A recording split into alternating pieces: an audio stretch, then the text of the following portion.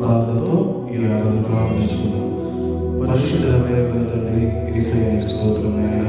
మరొకసారి ప్రభువా, నీ పాదాల చెంత చేరి స్తుతించడానికి నువ్వు మాకు అనుగ్రహించిన గొప్ప గొప్ప వందనాలు తెలియజేస్తున్నావు తండ్రి. దేవా, ఆయన చూపుతున్న ప్రేమ అదే దినము మా పైన కురిపించబడుతున్న ఒక నూతనమైన వాత్సల్యత రూపంలో కనపడుతున్న ఆయన స్తోత్రం చెల్లిస్తున్నాం తండ్రి. ఎవరు ప్రేమించినంతగా ఎక్కడ దొరకనంత అమూల్యమైన ప్రేమ, అది అగాధమైన ప్రేమ, అది నిత్యము కూడా మాతో ఉండే ప్రేమ. ఆయన ప్రతి దినం నీ ప్రేమతో బలపరుస్తున్నావు, ఆదరిస్తున్నావు. ఆ ప్రేమతోనే మా ఒక నూతనమైన జీవాన్ని, ఆనందాన్ని కలిగిస్తున్నావు. స్తోత్రం. నీ ప్రేమను గురించి ధ్యానించిన ప్రభా, నేను ఆరాధిస్తుండగా తండ్రి, నీ మహిమను, నీ బలమును తండ్రి మాకు అనుగ్రహించుకొని ప్రార్థన చేస్తున్నాం. ఉదయం అంతా కూడా కృతజ్ఞతతో ఏంటి ప్రభా, నేను ఆరాధించుకు కృప చూపించుకొని ప్రార్థిస్తున్నాం. ఆయన నేను చేస్తున్న ఆరాధనగా కేవలం మా పెదవులు మాత్రమే కాదు కానీ మా హృదయములతో ప్రభా నీ ప్రేమ గురించి పాడే వారిని మమ్మల్ని తయారు చేయమని ప్రార్థన చేస్తూ, ఎంతమంది బిడ్డలైతే ఆయన ఆరాధన వీక్షిస్తున్నారు ప్రతి వారి కుటుంబంలో దీవెన కలిగినట్టుగా మీరు ఆశీర్వదించమని ప్రార్థన చేస్తూ యేసు నామములో అడిగి వేడుకుంటున్నాము తండ్రి. ఆమేన్, ఆమేన్. కొన్ని పాటలు పట్టుకుని మహిమపడతాం. ఆయన ప్రేమను తలపోసుకునే సమయం ఇది.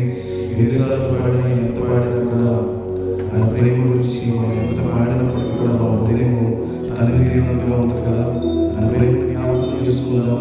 అది ఆశ్చర్యమైన ప్రేమ, కలవరంలో మన కొరకు ప్రాణం అనిపించిన ప్రేమ. అటు ప్రేమ గురించి మనం పాడదాం.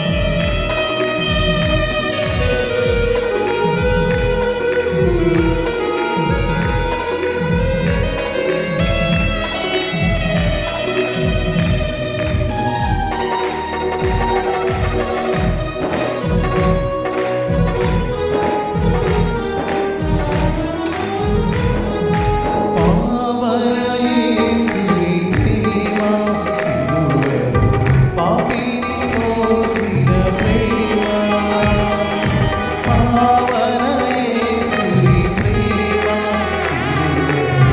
పాపిని మోసిన ప్రేమ నాకై మరణించి జీవమిచ్చి జయమిచ్చి ఘనమై మరణించి నాకై మరణించి జీవమిచ్చి జయమిచ్చి ఘనమై మరణించి ఆశ్చర్యమైన ప్రేమ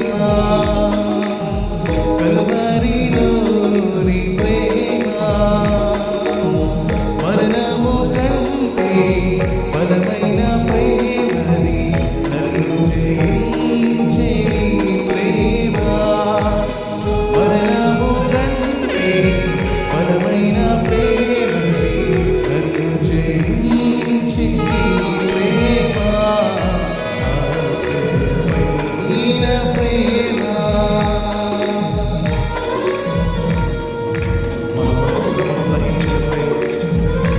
మన శాపమంతా పాపిన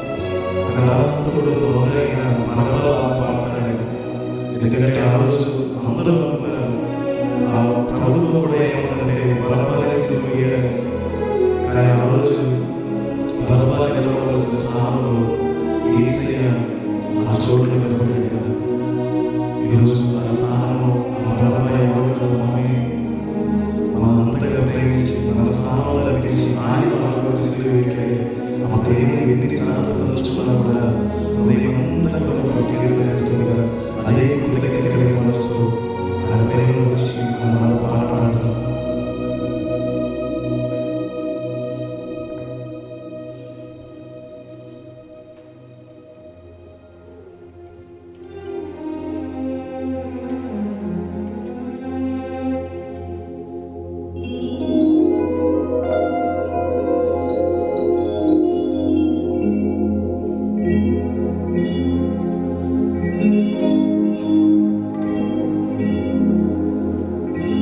ప్రేమ యేసు ప్రేమ ప్రేమ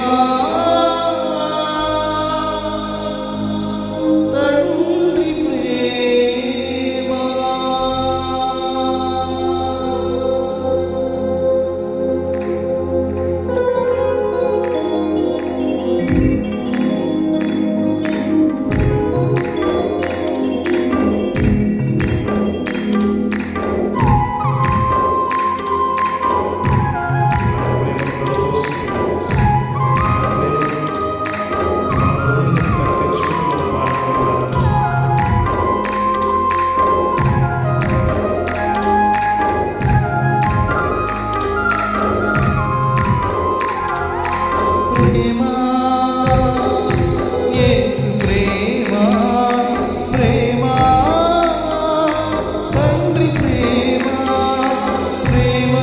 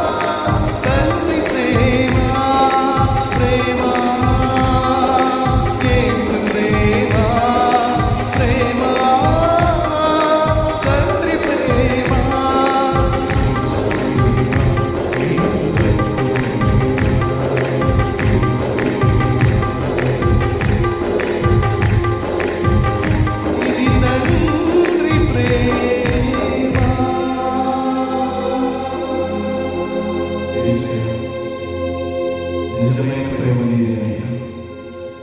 లోకంలో ఎక్కడ దొరకని ప్రేమ నా ప్రియ దేవుని బిడ్డ.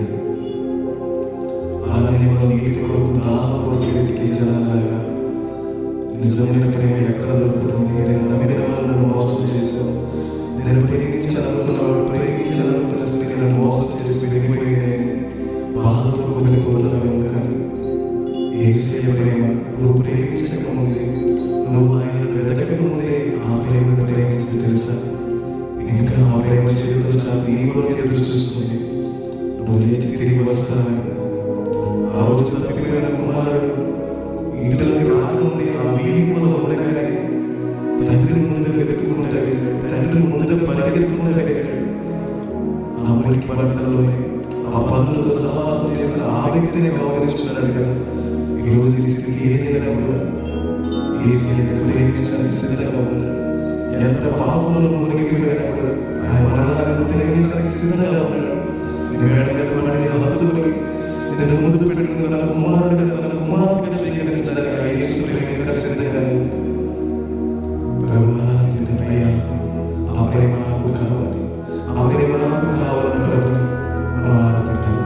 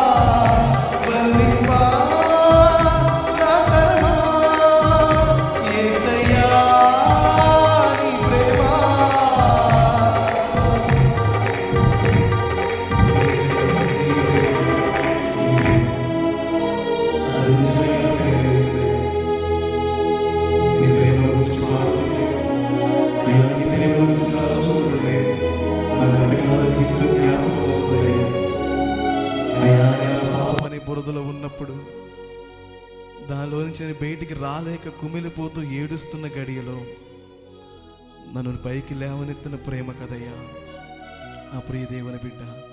ఇది నిజమైన ప్రేమ, నేను నిజంగా తృప్తిపరిచే ప్రేమ. నీ దాహం ఎక్కడికి వెళ్ళినా తీరడం లేదో కాదు, నీ దాహాన్ని తీర్చే ప్రేమ.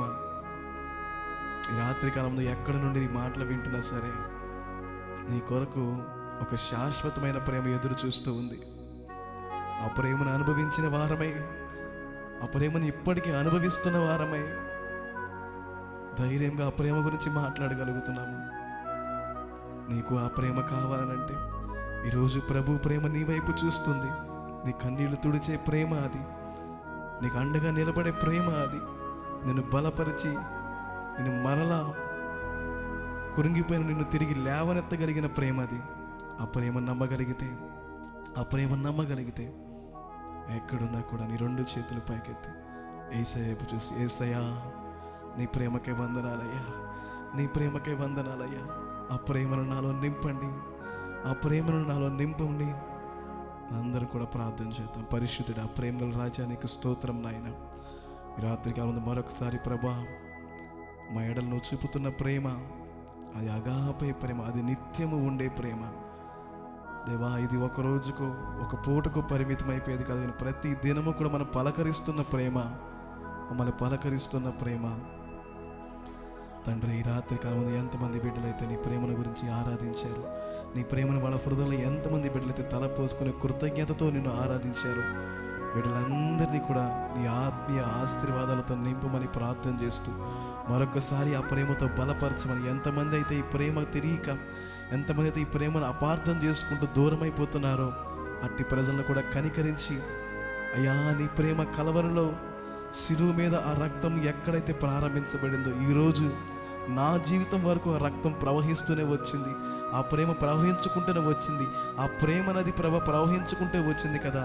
ఇంకా ఎంతమంది జీవితంలోనికి ఈ ప్రేమ నది వెళ్ళవలసి ఉందో దేవా దేవా దేవా.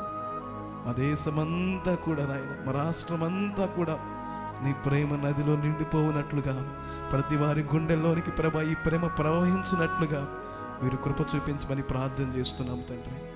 ఈ రాత్రి కదా మరొకసారి నీ దాసు నిలబెట్టుకుని మాతో మాట్లాడమని, మాకు అవసరమైన మాటను మాకు తెలియచేయమని, నీ రాకడ కొరకు సిద్ధపరచమని యేసు నామములో అడుగుతున్నాము తండ్రి. ఆమేన్, ఆమేన్. మంచిదండి. దేవుని మాటను తన దాసుడు బయలుపరుస్తుండగా మనందరం కూడా శ్రద్ధగా ఆయన మాటను ఆలకిద్దాం.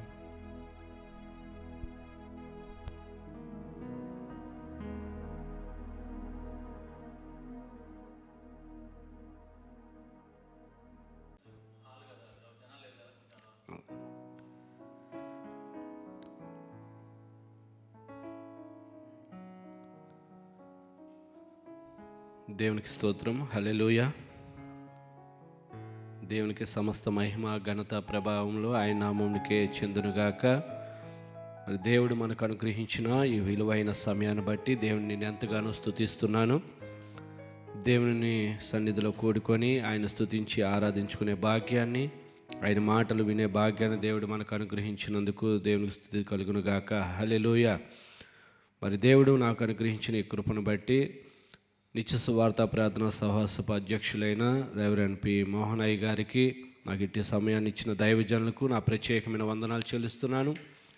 అలాగే ఈ సమయంలో ఆయన సన్నిధిలో కూడుకొని, అదేవిధంగా ఈ లైవ్ కార్యక్రమం ద్వారా ఆయన మాటలు వినడానికి, ఆయన సన్నిధిలో గడపడానికి దేవుడు మనకు అనుగ్రహించిన ఈ కృపను బట్టి మీ అందరికీ కూడా నా ప్రత్యేకమైన వందనాలు చెల్లిస్తున్నాను. హల్లెలూయా. మరి చక్కని విలువైన సమయాన్ని దేవుడు మనకి ఇచ్చి ఉన్నాడు. లోకంలో మనం ఎన్ని దినాలు గడిపినా దానివల్ల ఎలాంటి ప్రయోజనం ఉండదు, కానీ దేవునితో మనము గడిపే ప్రతి సమయము విలువైనది, శ్రేష్టమైనది. అలాంటి విలువైన శ్రేష్టమైన ఆ ఘనమైన కృపను దేవుడు మనకు దయచేసి ఉన్నాడు. ఆయన యందు విశ్వాసం ఉంచుతూ ఆయనలో మనం ఫలించడానికి, ఆయనలో అంటుకట్టబడి మనం వర్ధిల్లడానికి దేవాతి దేవుడు ఒక చక్కని విలువైన భాగ్యాన్ని దేవుడు మనకు దయచేస్తున్నారు. ఈ విలువైన భాగ్యాన్ని మనం ఎట్టి పరిస్థితుల్లోనూ కూడా, ఏ విధము చేతనైనను కూడా మనము ఇలాంటి విలువైన కార్యక్రమాలకు, విలువైన భాగ్యాన్ని మనం విడిచిపెట్టుకోకుండా ఆయనలో ఫలించుచు అభివృద్ధి పొందే ఆ గొప్ప కృపను మనము పొందుకోవాలి. ఏనాడు కూడా మనము దేవునిలో ఫలించలేని ఆ స్థితి మన చేతిలో లేకుండా ఫలించేవారిగా, అభివృద్ధి పొందేవారిగా, దేవుని కృపను మనం నిత్యము పొందుకునేవారిగా, మన జీవిత కాలం అంతా అట్టి కృపను మనం పొందుకునేవారిగా మనం జీవించాలి. దేవుడు మనకు అనుగ్రహించిన ఈ అమూల్యమైన కృపను బట్టి దేవుని మనం ఎంతగానో స్తుతింపబడుతులమై ఉన్నాము. హల్లెలూయా. కొద్ది నిమిషాలు దేవుని వాక్యాన్ని మనం శ్రద్ధగా ధ్యానం చేద్దాము. ఎంతవరకు దేవుడు ఘనపరిచి ఉన్నాం, దేవుని నామాన్ని మహింపరిచి ఉన్నాము. కొన్ని మాటలను దేవుడు తన వాక్యం ద్వారా మనతో మాట్లాడేలాగా కొన్ని మాటలను మనం జ్ఞానం చేద్దాం. అందరూ కూడా మీ పరిశుద్ధ గ్రంథాలు తెరిచి చూడండి. కీర్తనల గ్రంథము 33వ కీర్తనల గ్రంథము 33వ కీర్తన మొట్టమొదటి నుండి కొన్ని మాటలు మనము శ్రద్ధతో జ్ఞానం చేద్దాం. నీతిమంతులారా, యెహోవాను బట్టి ఆనందగానము చేయడి, స్తుతి చేయుట యథార్థవంతులకు శోభస్కరము. సితారాతో యెహోవాను స్తుతించుడి, 10 తంతుల స్వరమండలములతో ఆయనను కీర్తించుడి. ఆయనను గూర్చి నూతన కీర్తన పాడుడి, ఉత్సాహధ్వనితో ఇంపుగా వాయించుడి. యెహోవా వాక్యము యథార్థమైనది, ఆయన చేయనిదంతయు నమ్మకమైనది. హల్లెలూయా. చూడండి, భక్తుడు ఈ కీర్తన భాగం రాస్తూ, నీతిమంతులారా యెహోవాను బట్టి ఆనందగానము చేయడి. నీతిమంతులుగా తీర్చబడి ఉన్న మనందరము కూడా దేవుని నామాన్ని, ఆ పరిశుద్ధుడైన దేవుని నామాన్ని బట్టి మనము ఎప్పుడు కూడా ఆనందగానము అనగా దేవుని స్తుతించే ఆ మనసు, దేవునిని ఘనపరిచే ఆ మనసు మనము కలిగి ఉండాలి. దేవునిని ఎప్పుడు మనము మహింపరిచేవారుగా, దేవునిని ఘనపరిచేవారుగా మన జీవితకాలం అంతయు కూడా ఆయన స్తుతించేవారుగా మనం ఉండాలి. దేవుని స్తుతించుట, దేవుని ఘనపరచుట, దేవునికి ఆనందగానము చేయుట అనేది మన జీవితంలో అదొక చాలా ఘనమైనదిగా మన జీవితంలో ఉంచుకోవాలి. దేవుని స్తుతించే విషయంలో, దేవునిని ఆరాధన చేసే విషయంలో మనం ఎప్పుడు కూడా వెనకాడే ఆ స్థితి మన చేతుల్లో రాకూడదు. దేవునిని స్తుతించుట, ఆరాధించుట మన భాగ్యముగా ఎంచుకొని ఆ దేవునిలో మనము ఫలించేవారుగా, దేవునిని ఘనపరిచేవారుగా మనం ఎల్లప్పుడూ కూడా ఉండాలి. అందుకే అంటున్నాను, నీతిమంతులారా యెహోవాను బట్టి మీరు ఆనందగానము చేయండి. మనము నీతిమంతులుగా పిలవబడుచున్న మనము ఆయనను బట్టి, ఆ దేవాతి దేవుని బట్టి ఆయన స్తుతించడము మన భాగ్యముగా ఎంచుకొని, ఆయన ఘనపరచడం మన భాగ్యముగా ఎంచుకొని సంతోషముగా దేవుని సన్నిధిలో మనము దేవునిని ఘనపరిచేవారుగా, ఆనందగానము చేసేవారుగా మనం ఉండాలి. అంతేకాకుండా స్తుతి చేయుట యథార్థవంతులకు శోభస్కరము. దేవునిని స్తుతించుట ఆ యథార్థవంతులకు శోభస్కరం అని ఉంది. అంటే అది ఎంతో మనకి విలువైనదిగా, శ్రేయస్కరమైనదిగా ఉంది. దేవునిని స్తుతించే వారికి అనగా యథార్థవంతులు కట అది శోభస్కరముగా, అది విలువైనదిగా ఎంచబడుతుంది. కాబట్టి దేవునిని స్తుతించే విషయంలో, ఘనపరిచే విషయంలో మనం ఎక్కడ కూడా వెనకాడేవారుగా మనం ఎక్కడ కూడా కనబడకూడదు. దేవుడు మనకిచ్చిన విలువైన కృప, ఒకానొకప్పుడు మన జీవితము అస్తవ్యస్తమైన పరిస్థితిలో, వ్యర్థమైన పాటలు, వ్యర్థమైన సంభాషణలు, వ్యర్థమైన స్థలాల్లో మన సమయాన్నంతా వ్యర్థపరుచుకున్నాము. ఇప్పుడు మనము దేవుడు మనకిచ్చిన విలువైన సమయాన్ని బట్టి ఈ సమయంలో దేవునిని మనం ఘనపరిచే ఉండాలి. కానీ ఈరోజు జీవిస్తున్నామంటే అది దేవుడు మనకిచ్చిన అమూల్యమైన కృప. ఈ కృపను బట్టి, దేవుడు మనకు అనుగ్రహించిన ఈ జీవితమును బట్టి అది మనకు దేవునికి మహిమ కలిగించేవారుగా ఉంటే అదే యథార్థత అవుతుంది. దేవుడు చేసిన కార్యములన్నిటిని బట్టి దేవుని నామాన్ని ఘనపరిచేవారుగా, దేవునిని ఆరాధించేవారుగా ఉంటే అదే మనకు విలువైనదిగా, శ్రేయస్కరమైనదిగా, అది మనకు కూడా ఒక ఘనమైనదిగా కనబడుతుంది. కానీ దేవునికి స్తుతి చేసే విషయంలో మనం వెనకాడేవారుగా ఎప్పుడు కనబడకూడదు. సితారాతో యెహోవాను స్తుతించుడి, 10 తంతుల స్వరమండలముతో ఆయనను కీర్తించుడి. చూడండి, సితారాతో అంటే అనేక సకలమైన వాయిద్యములతో దేవునిని స్తుతించేవారుగా, 10 తంతుల స్వరమండలంతో ఆయన కీర్తించేవారుగా, దేవుడు మనకిచ్చిన కృపను బట్టి చక్కని వాయిద్యాలతో, దేవుని మందిర ఆవరణలో చక్కని ఇంపైన చక్కని సంగీతముతో మరి దైవ బిడ్డలు చక్కగా ఆలపిస్తుండగా మనము కూడా వారితో పాటు దేవునిని ఘనపరిచి, దేవుని మహిమపరిచేవారిగా మనం ఉండాలి. అది దేవుని సన్నిధి పట్ల మనం ఎంతో ఆసక్తి, దేవుని ఘనపరిచే ఆ చక్కని మనసు మనకు ఉండాలి. అలాగే ఆయన గూర్చట నూతన కీర్తన పాడాలి. దేవునిని గూర్చి ఒక కొత్త కీర్తన మనం పాడేవారుగా ఉండాలి. దేవునిని ఇంకా ఘనపరిచే మనసు, దేవుని గురించి ఇంకా ఒక క్రొత్తగా దేవునిని మహిమపరచాలి. దేవునిని కొన్ని పాటలు మనం నేర్చుకోవాలి. దేవుని నామాన్ని మహిమపరిచేవారుగా ఉండాలని, దేవుని ఘనపరిచే విషయంలో మనము ఆ మనసు మనము కలిగి ఉండాలి. మనం దేవుని మీద, దేవుని ఘనపరిచే మనసు ఎప్పుడైతే మనం కలిగి ఉంటామో దేవుడు మనకు చక్కని కృపను కలుగజేస్తాడు. దేవునిని ఆరాధించడానికి, స్తుతించడానికి అనేక మంది దైవజనులు చక్కని పాటలతో మరి చక్కగా వారికి ఇచ్చిన దేవుడి కృపను బట్టి అనేకమైన పాటలు రాస్తున్నారు. ఆ పాటలను మనము నేర్చుకొని దేవునికి మహిమార్థముగా మనము కూడా దేవుని స్తుతించేవారుగా, దేవుని ఘనపరిచేవారుగా మనము ఉండాలి. అంతేకాకుండా ఉత్సాహధ్వనితో ఇంపుగా వాయించుడి అంటే దేవునిని స్తుతించే విషయంలో మనం ఎలా ఉండాలంటే ఉత్సాహముగా దేవునిని మనం ఆరాధన చేయాలి, సంతోషముగా దేవునిని ఆరాధన చేయాలి. అంతేగాని దేవుడు మనం ఎన్నో సమస్యలతో, ఎన్నో బాధలతో, ఎన్నో కలవరాలతో మనము దేవుని మందిరంకి వచ్చినప్పుడు, దేవుని సన్నిధికి రాగానే దేవుని స్తుతించడం వల్ల మన హృదయంలో ఉన్న కలవరాలు, లేకపోతే ఆ ఇబ్బందులు, ఆ సమస్యలు, ఆ వేదనలన్నీ కూడా తొలగిపోతాయి.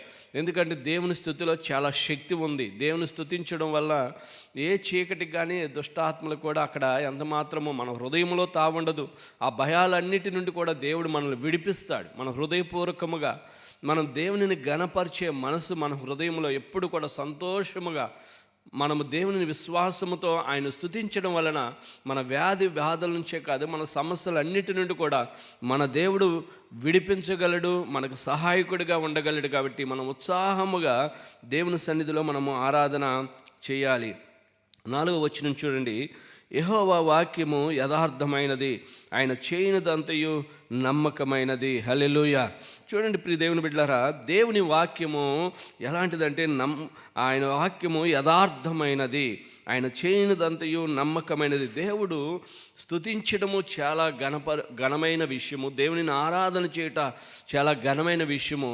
అంతేకాకుండా మన జీవితంలో రెండవది ఏంటంటే దేవుని వాక్యము మన హృదయంలో ఎప్పుడు నిలిచి ఉండాలి. దేవుని వాక్యం ఎలాంటిదంటే యథార్థమైనది. దేవుని వాక్యము అది ఎంతో శ్రేష్టమైనది. దేవుని వాక్యం మన త్రోవకు వెలుగును, మనకు దేవుడు దారి చూపించేవారుగా ఉన్నారు. మన జీవితంలో ఈ అనుదిన జీవితంలో ముందుకు మనం కొనసాగాలంటే దేవుని వాక్యమే మనల్ని నడిపిస్తుంది. దేవుని వాక్యము వలన మనము ఎలాంటి చిక్కుల్లో కానీ, లేకపోతే అపవాది మోసములో కానీ, లేకపోతే ఆ దుష్టుడి యొక్క ఆలోచనలో మనం పడిపోకుండా దేవుని వాక్యమే మనలను సరిచేస్తుంది, మనల్ని బలపరుస్తుంది. ఆయనే మనకు సహాయకుడిగా ఉండి మనల్ని నడిపిస్తాడు. దేవుని వాక్యాన్ని ఎప్పుడు కూడా మనము నిర్లక్ష్యముగా తీసుకోకూడదు. దేవుడు తన దాసుల ద్వారా అందిస్తున్న ప్రతి వర్తమానమును మన హృదయములో చక్కగా ముద్రించుకొని, మన హృదయం అనే పలకల మీద వాటిని రాసుకొని, ప్రియ దేవుని బిడ్డలారా, వాటి ప్రకారం మనం జీవించే మనసు మనము కలిగి ఉండాలి. దేవుని వాక్యం సత్యమైనది, అది రెండంచుల కల ఖడ్గమైనదని ఇంకా అనేకమైన లేఖనాల్లో తెలియపరచబడుతున్నాయి. కాబట్టి దేవుని వాక్యాన్ని మనం ఎన్నటూ కూడా నిర్లక్ష్యముగా తీసుకొనకూడదు. దేవునిని మనం స్తుతించాలా. రెండో విషయము, దేవుని వాక్యము విషయంలో కూడా మనం చాలా శ్రద్ధ వహించాలి. ఆయన వాక్యమే మనల్ని బలపరిచేది. ఆయన మాటలో చాలా శక్తి ఉన్నది, ఆయన మాటలో జీవం ఉన్నది. కాబట్టి అదే మనల్ని వెలిగిస్తుంది, అదే మనలను ఫలింపజేస్తుంది, అదే మనకు ఆశీర్వాదములకు పాత్రలుగా మలుస్తుంది. కాబట్టి దేవుని వాక్యము మనలో నిలిచి ఉండాలి. దేవుని వాక్యమే నిత్యము నిలిచునని దేవుని బిడ్డలారా దేవుని వాక్యం సెలవిస్తుంది. కాబట్టి ఆయన వాక్యము, ఆయన మాటలు మన హృదయంలో ఎప్పుడు కూడా భద్రపరుచుకొని ఆ మాటల ప్రకారం బ్రతకడానికి కూడా మనం తగిన సిద్ధపాటును ఎప్పటికప్పుడు మనము కలిగి ఉండాలి. ఈ లోకంలో ఎవరు మనల్ని కాపాడగలరు, ఈ లోకంలో ఎవరు మనకు సహాయకులుగా ఉండగలరంటే ఎవరు అంటే దేవుడే మనకు సహాయకుడిగా ఉండగలడు, దేవుడే మనల్ని నడిపించగలడు, దేవుడే మనకు తోడుగా ఉండి అన్ని విధాలుగా మనకు సహాయకుడిగా నిలబడేది ఆ దేవాతి దేవుడు మాత్రమే. కాబట్టి దేవుని విషయంలో మనం ఎప్పుడు దేవుని వాక్యం విషయంలో మనం అశ్రద్ధ వహించకూడదు. దేవుని మాటలనే మనము పదే జ్ఞానం చేసుకొని ఆ మాట ప్రకారం మనం బ్రతుకుతున్నామో లేదో అని మనలను మనము పరీక్ష చేసుకోవాలి. దేవుని వాక్యం సెలవిస్తున్నాడుగా ప్రతి మనుషుడట తనను తాను పరీక్షించుకోవాలి. మనల్ని మనం పరీక్షించుకోవాలి. నేను అలా బ్రతుకుతున్నానా, దేవుని వాక్య ప్రకారం నేను జీవించగలుగుతున్నానా, ఈ దినము నేను ఎక్కడైనా దేవుని వాక్యానికి విరోధముగా నేను జీవిస్తున్నానేమో, దేవుని వాక్యానికి లోబడకుండా నేను బ్రతుకుతున్నామో అని మనలను మనము ఎప్పుడు కూడా పరీక్ష చేసుకునే వారిగా మనం ఉండినట్లయితే దేవుని వాక్యమే మనల్ని బలపరుస్తుంది, దేవుని వాక్యమే మనల్ని జీవింపజేస్తుంది, దేవుని వాక్యమే మన ప్రతి విషయంలో మనకు సహాయకుడిగా ఉండి మనల్ని నడిపిస్తుంది. కాబట్టి మనం దేవుని వాక్యం విషయంలో ఎప్పుడు కూడా అశ్రద్ధ కలిగిన వారిగా ఉండకూడదు. దేవుని మాటనట మనం శ్రద్ధగా వినాలి. దేవుని వాక్యమును మనము శ్రద్ధగా వినడమే కాదు, దాని ప్రకారము బ్రతకడానికి మనల్ని మనం ఒక తీర్మానముతో ముందుకు వెళ్ళాలి. అందుకని అంటున్నాడు, దేవుని వాక్యము యథార్థమైనది, ఆయన చేయనిదంతయు నమ్మకమైనది. ఆయన ఏదైతే చేస్తున్నాడో అదంతా కూడా చాలా నమ్మకమైనది. అలాంటిదప్పుడు మనము ఆ నమ్మకమైన దేవుని మాట పట్ల మనం శ్రద్ధ వహించినట్లయితే మనం ఎప్పుడు కూడా మోసపోము. ఎప్పుడు కూడా ఇక మన జీవితంలో ఆ నష్టాలు పాలే ఆ పరిస్థితి మన జీవితంలో రానేరదు. ఎందుకంటే దేవుని వాక్య ప్రకారం నడుచుకున్న వారికి దేవుడు సహాయకుడిగా తోడై ఉండి మనల్ని నడిపిస్తూ ఉంటాడు. దేవుడు మనల్ని బలపరుస్తూ ఉంటాడు. దేవుడు మనలో ఉండి ఎప్పటికప్పుడు మనల్ని ఆయన సహాయకుడిగా ఉండి మనల్ని నడిపిస్తూ ఉంటాడు. కాబట్టి ఏ విషయంలో కూడా దేవుని వాక్యాన్ని వీడి జీవించే ఆ మనసు కానీ, దేవునిని విడిచే ఆ మనసు కానీ మన జీవితంలో కలిగి ఉండకూడదు. ఎప్పుడైతే దేవుని వాక్య ప్రకారము మనం బ్రతకడానికి ఇష్టపడట్లేదో, దేవుడు చెప్తున్న మాట ఏంటంటే, నేను వానిలో ఉండనని చెప్తున్నాడు. దేవుని వాక్య ప్రకారం మనం బ్రతికినప్పుడు దేవుడు ఎప్పుడు మనలో ఉండి మనల్ని నడిపిస్తూ ఉంటాడు. కాబట్టి దేవుని వాక్యానికి మనం ప్రాధాన్యత ఇస్తూ దేవుని వాక్యం పట్ల మనము శ్రద్ధ కలిగిన వారమే, ఆసక్తి కలిగిన వారమే మనం జీవించాలి. హల్లెలూయా. కింద మాట చూడండి, ఆయన నీతిని న్యాయమును ప్రేమించుచున్నాడు, లోకము యెహోవా కృపతో నిండి ఉన్నది. చూడండి, దేవుడు ఏమి ప్రేమిస్తున్నాడంటే ఆయన నీతిని, న్యాయాన్ని ప్రేమించేవాడు. ఆయన బిడ్డలుగా పిలవబడుతున్న మనము కూడా, ప్రియ దేవుని బిడ్డలరా, దేవునికి ఏ అయితే ఇష్టమైన ఉన్నవో తన బిడ్డలమైన మనం ఎలా బ్రతకాలని, ఎలా జీవించాలని దేవుడు కోరుకుంటున్నాడో మనము అలా బ్రతకడానికి, అలా జీవించడానికి మనలను మనము సిద్ధపరచుకోవాలి. మనమట దేవుడు ప్రేమించుచున్నట్లుగానే ఆయన నీతిని, న్యాయమును ప్రేమించుచున్నాడు. కాబట్టి మనము కూడా ఆయన నీతిని, న్యాయమును మనం ప్రేమించేవారిగా అవి మన జీవితంలో జరిగేటట్లుగా మనం జీవించినట్లయితే మనం ఎంతగానో ధన్యులముగా, ప్రియ దేవుని బిడ్డలారా, మరి సిద్ధపరచబడతాము. అంతేకాకుండా లోకమంతా యెహోవా కృపతో నిండి ఉన్నది. ఈ లోకమంతా కూడా దేవుని కృపచేత నింపబడి ఉన్నది. ఒక ప్రియ దేవుని బిడ్డలారా, ఒక గుండె సూది కూడా మోపడానికి కూడా స్థలము లేకుండా ఈ లోకమంతా దేవుని యొక్క కృపచేత నింపబడి ఉన్నది. ఇప్పుడు దేవుని కృపను పొందుకోవడానికి మనము దేవుని స్తుతించే విషయంలోనే కానీ, దేవుని వాక్య ప్రకారం బ్రతికే విషయంలో కానీ ఎప్పుడు కూడా మనము వెనకంజి వేయకుండా మనం ఎప్పుడైతే బ్రతుకుతూ ఉంటామో ఆ కృపను మన జీవితంలో మన సొంతం చేసుకోవడమే కాదు, అది మన జీవిత కాలమంతా మనకు తోడుగా ఉండి మనల్ని నడిపిస్తూ ఉంటుంది. ఆ కృప ద్వారా మనం బలపరచబడతాం, ఆ కృప ద్వారా మనము వర్ధిల్ల చేయబడతాం. కాబట్టి దేవుని కృపలో మనం ఫలించేవారిగా మనం ఉండాలి. అంతేకాకుండా కింద మాట చూడండి, యెహోవా వాక్కు చేత ఆకాశములు కలిగెను, ఆయన నోటి ఊపిరి చేత వాటి సర్వ సమూహమును కలిగెను. సముద్ర జలములను రాశిగా కూర్చువాడు ఆయనే, అగాధ జలములను కొట్లలో కూర్చువాడు ఆయనే. హల్లెలూయా. చూడండి, దేవుని వాక్కు చేత ఏం చేయబడుతుందంటే ఆకాశములు కలిగినాయి. ఒక తన నోటి మాట ద్వారా భూమిని, ఆకాశములను, సమస్తాన్ని కలుగజేసిన వాడు మన దేవుడు. తన నోటి మాట ద్వారా సమస్తమును కలుగజేసిన వాడు. అంతేకాకుండా తన నోటి ఊపిరి చేత సర్వ సమూహమును కలిగినట. ఆయన నోటి ఊపిరి చేత చూడండి, ఇప్పుడు సర్వ సమూహముగా ఈ లోకంలో ఇంతమంది ప్రజలు, కోట్లాది మంది ప్రజలము మనం జీవిస్తున్నామంటే దేవుని యొక్క కృపయే. ఈ లోకంలో ఇంతమంది ప్రజలు, కోట్లాది మంది ప్రజలుగా మనము ఈరోజు భూమి మీద నిలబడి ఉన్నామంటే దేవుడు తన ఊపిరిని, ఆ నరుని ఆత్మ యెహోవా పెట్టిన దీపముగా దేవుడే మనల్ని సృజించి ఈరోజు విస్తరింపజేసి ఈరోజు ఎంతగా మనము వర్ధిల్లడానికి, ఇన్ని రకాలుగా ఇన్ని అనేక దేశాల్లో మనము సమూహాలుగా ఉండడానికి దేవుడు మన పట్ల చూపిన కృప. దేవుడే ప్రతి ఒక్క వ్యక్తిని కూడా, ఈ లోకంలో ప్రతిదాన్ని కూడా దేవుడే కలగజేశాడు. దేవుడే వాటిని ఈ లోకంలో సృజించాడు. కానీ ప్రియ దేవుని దానంతటా అది ఏది కూడా కలగజేయబడలేదు, అది సృష్టించబడను లేదు. దేవుని మహాకృప చేతనే ఈరోజు ఈ గొప్ప సమూహములు కలిగినాయని ప్రియ దేవుని బిడ్డలారా దేవుని వాక్యం సెలవిస్తుంది. అంతేకాకుండా చూడండి 7వ వచనము, సముద్ర జలములను రాశిగా కూర్చివాడు ఆయనే, అగాధ జలములను కొట్లలో కూర్చివాడు ఆయనే. చూడండి, సముద్రములను కూడా సైతము కూడా ఆజ్ఞాపింపగానే అన్నీ కూడా నిమ్మలమైపోయే స్థితిలో తన ప్రజలు ప్రయాణమైనప్పుడు ఆ ఎర్ర సముద్రము చూడండి రాశిగా కూర్చి ఉన్నాడు. ఎలాగంటే వారికి త్రోవ కలగజేసి దేవుడు తన బిడ్డల పట్ల ఆయన ఆజ్ఞాపింపగానే సముద్రములు కలుగజేసిన దేవుడు వాటి ఆజ్ఞాపింపగానే ఒక రాశిగా నిలబడిపోయే ఆ స్థితి కూడా ప్రియ దేవుని బిడ్డలారా దేవుని మాటలో, దేవుని వాక్కులో ఉంది. దేవుడు ఎంత శక్తి కలిగిన దేవుడో ప్రతి దినము కూడా మనం విశ్లేషణ చేయాలి. మనం అనేక మార్లు ఈ గ్రంథము మనం చదువుకున్నప్పుడు ఎర్ర సముద్రము దేవుడు 2 పాయలుగా చేసినని మనం ధ్యానం చేసినప్పుడు అసలు 2 పాయలుగా చేల్చబడడం ఏంటి, ఆ మార్గంలో ఈ ఇశ్రాయేలు ప్రజలందరూ ఆ మార్గంలో నడిచి ఆవలకి చేరుకోవడం ఏంటి, ఎంత గొప్ప కార్యమో చూడండి. అలాగా సముద్రములను ఆయన రాశిగా కూర్చేవాడు, ఏమండి, అగాధ జలములనట కొట్లలో కూర్చేవాడు. ఆయన అన్నిటిపైన కూడా ఆయన అధికారము కలిగిన వాడు. ఆయన నోటి మాట ద్వారా ఇది కలుగునుగాక అంటే ఎప్పటికీ కూడా ఆయన ఆజ్ఞాపిస్తే సృష్టి యావత్తు కూడా ఆయన మాటకు లోబడి ఉంటాయి. ఎంత కృపామయుడు, ఎంత శక్తి కలిగిన దేవుడు మనం ఆరాధిస్తున్న దేవుడు.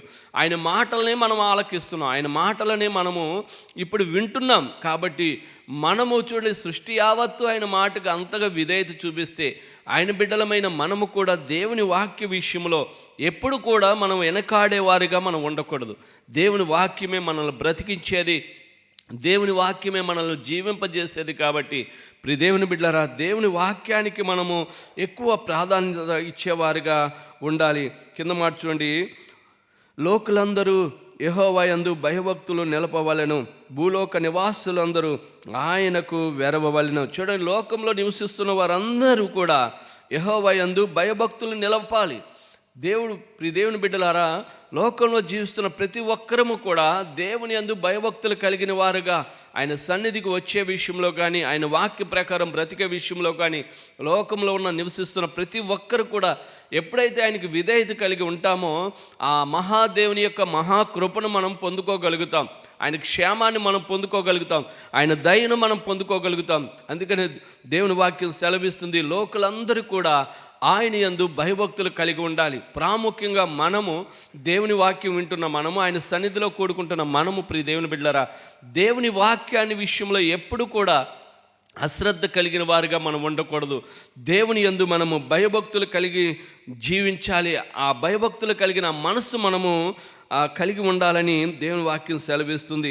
అంతేకాకుండా భూలోక నివాసులందరూ ఆయనకు వెరవవలెను. భూలోకంలో నివసిస్తున్న వారందరూ కూడా ఆయన వైపు తిరగవలెను. ఎవరు మనల్ని రక్షించగలరు, ఎవరు మనల్ని కాపాడగలరు అంటే దేవుడే మనల్ని రక్షించగలడు, దేవుడే మనల్ని కాపాడగలడు. ఎవరు మనల్ని విడిపించేవారు కానీ, మనకు ఆశ్రయ దుర్గము కానీ, మనకు సహాయకులు కానీ ఎవ్వరూ లేరు. భక్తుడు చెప్తున్నట్లుగా, కొండల తట్టు నా కనులెత్తుచున్నాను, నాకు సహాయం ఎక్కడి నుండి వచ్చును అంటే, దేవుని బిడ్డలారా, మనం ఎక్కడెక్కడ మనకు సహాయాలు మనము వారి వైపు చూసినా ఎవరు మనం సహకరించలేరు, కానీ దేవుడే మనల్ని విడిపించగలడు, దేవుడే మనల్ని రక్షించగలడు. కాబట్టి దేవుని వైపు మనము ఆశతో ఎదురు చూచిన ఎడల ఈరోజు అనేక మంది జీవితాల్లో అనేక గొప్ప గొప్ప కార్యాలు చూస్తూ ఈరోజు అనేక మంది ప్రజలు దేవుని వైపు తిరుగుతున్నారు. ఎన్నో ఆటంకాలు, అడ్డంకులు దుష్టుడు ఎన్నో రకాలు కల్పిస్తున్నా. ఎందుకంటే సజీవుడు, జీవము కలిగిన దేవుడైన ఆ యేసుక్రీస్తు ప్రభు యందు నమ్మిక ఉంచి వారు ఎప్పుడు కూడా సిగ్గుపరచబడరు. వారి విశ్వాసమును బట్టి దేవుడు వారిని వర్ధల చేస్తూ ఉంటాడు, వారి నీతిని బట్టి వారిని ఫలింపజేస్తూ ఉంటాడు. కాబట్టి అనేక మంది ప్రజలు గుంపులుగా దేవుని యొద్దకు వస్తున్నారు, దేవుని మాటలు వింటున్నారు, ఆయన ఇచ్చే రక్షణ పొందుకుంటున్నారు, ఆయన ఇచ్చే ఆ విలువైన కృపను వారు పొందుకుంటున్నారు, ఆయన దేవుడిచ్చే క్షేమాన్ని వారు పొందుకోగలుగుతున్నారు. ప్రియ దేవుని బిడ్డలారా, లోకులందరూ కూడా దేవుని యందు భయభక్తులు నిలపాలి. భూలోక నివాసులందరూ ఆయన వైపు వెరవవలెను. ఆయన మాట సెలవీయగా దాని ప్రకారం ఆయన ఆజ్ఞాపింపగా కార్యము స్థిరపరచబడెను. హల్లెలూయా. చూడండి, ఆయన మాట సెలవిస్తే దాని ప్రకారం అవుతుంది. అది ఎలాంటి భయంకరమైన ఆ రోగమైనా, ఎలాంటి సమస్య అయినా, ఎలాంటి దెయ్యపు శక్తులైనా, ప్రియ దేవుని బిడ్డలారా, ఎలాంటి చూడండి, మనం అనుకుంటాం మన దృష్టికి చాలా గొప్ప అనుకుంటాం, కానీ దేవుడు ఒక మాట సెలవిచ్చాడంటే ఎంతటి కార్యమైనా సరే అది క్షణములోనే కార్యము జరుగుతుంది. దేవుని మాటలో అంత గొప్ప శక్తి ఉన్నది. కాబట్టి ప్రియ దేవుని బిడ్డలారా, దేవుని వాక్యము విషయంలో, దేవుని మాటలో ఉన్న ఆ శక్తిని మనం ఎప్పుడు అశ్రద్ధగా మనం తీసుకోకూడదు. ఆయన ఆజ్ఞాపింపగా ఏదైనా ఆయన ఆజ్ఞాపింపగా ఆ కార్యము స్థిరపరచబడుతుంది. ఈరోజు మనం ఈ నెమ్మది, సంతోషాన్ని లేదా ఈ జీవంతో మనం బ్రతికున్నామంటే దేవుడు మనకు ఇచ్చిన కృప. లేకపోతే ఆయన ఆజ్ఞాపించి ఉండకపోతే మనము కూడా ఇంకా వ్యసనాల్లోనో లేకపోతే ఇంకా ఆ పాప శాపాల్లో కొట్టిమిట్టాడుతూ మన జీవితము ఈ రోజుకి ఎక్కడ ఉండేదంటే ఎంతో భయంకరంగా నాశనకరమైన స్థితిలో ఉండేది. మనల్ని ఎవరు ఆదరించేవారు లేక, సహాయకుడు లేక మన జీవితము ఎంతగానో భయంకరంగా ఉండేది.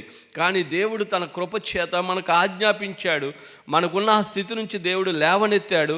ఈరోజు ఒక ఘనమైన స్థితిని మనం పొందుకున్నాం. ఈరోజు ఒక గొప్ప స్థితిని మనం కలిగి ఉన్నాము. ఎందుకంటే ఈ ఘనమైన స్థితి, గొప్ప స్థితి దేవాతి దేవుడు మనకు అనుగ్రహించి ఉన్నాడు. హల్లెలూయా. కాబట్టి ప్రియ దేవుని బిడ్డలారా, అన్యజనములు 10వ వచనం చూడండి. అన్యజనముల ఆలోచనలను యెహోవా వ్యర్థపరచును, జనముల యోచనలను ఆయన నిష్ఫలములుగా చేయును.